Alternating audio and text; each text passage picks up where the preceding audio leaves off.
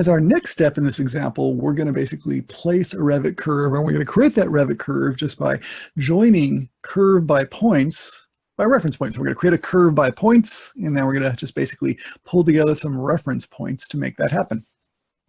So if we come back over here to Dynamo, let's take a look. We see our reference points over there in the Revit window that have been created in Dynamo.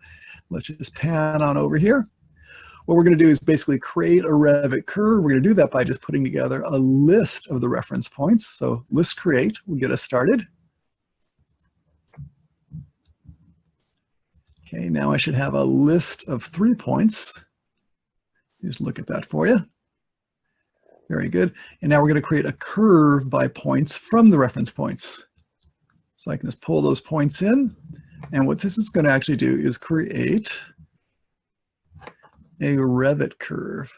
Okay, so that's like a model line curve. Now with that curve, we could do all sorts of different things we want to keep on going. We can, for example, if we'd like to extract the curve geometry back into Dynamo, we can say curve element for that curve. Then we can think about, oh, maybe dividing that curve by using the curve point at parameter, maybe place some elements on that curve. But the essence of it is start with creating the reference points, then create a curve, a reference curve between those different points. And that's the basis for how we can actually start creating some very interesting Revit family objects.